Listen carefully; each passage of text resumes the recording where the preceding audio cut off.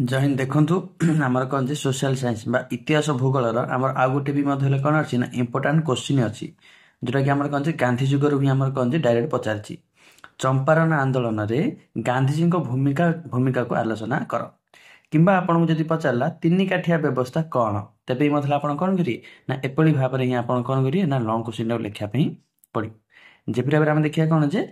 important गोटे board question कौन जे any time पचारि थाए जेपरी भाव में आप कौन एक नंबर पॉइंट लिखे जे ए चंपारणटा आमर को राज्य आमर अच्छी जेपरी भाव में लिखी देखो एपरी भाव में आप लिखे जे एक नंबर पॉइंट बिहार राज्यर एक जिला हेउची चंपारण एही चंपारण रे कृषक मानकु बाध्यतामूलक भावे नील चाष करिबा पई इंग्रेज माने कहउथिले माने बिहार राज्य हला कोन जे चंपारण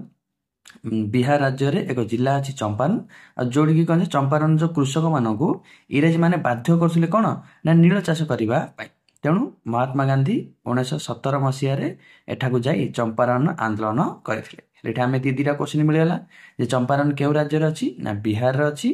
एवं महात्मा गांधी सेठी जाई केबे आंदोलन करथिले ना 1917 मसीह रे आंदोलन करथिले एटा हला एक नंबर पॉइंट तबे दुई नंबर पॉइंट आमे जानि पाजे जे एही चंपारण आंदोलन को ही हमें कोन कहउछि ना तीन काठिया व्यवस्था भी मध्य कोइ जाय थाए काहे कोइ जाय थाए देखो दुई नंबर पॉइंट लिखिबा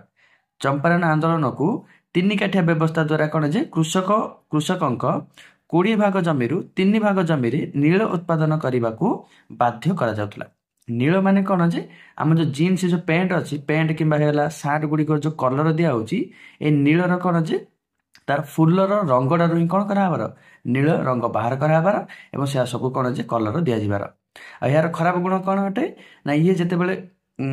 चाष जमी आप चाष करेंगे माने चाष जमी को ये पूरा अनुर्वर कर दे था जेबरा देखो मुझे लिखी 20 भाग जमी 3 भाग जमी कौन जे नील चाष उत्पादन करने बाध्य करते इंग्रेज माने तेणु यहाँ आम कौन कहले तीन काठिया व्यवस्था बोली कहले तापर आसला आम 3 नंबर पॉइंट कौन लिखा जे आम से कारण जाना जे जदि कृषक माने नील उत्पादन कले तेबे सेमानंकर जमीर उर्वरता ह्रास पाई जाउथला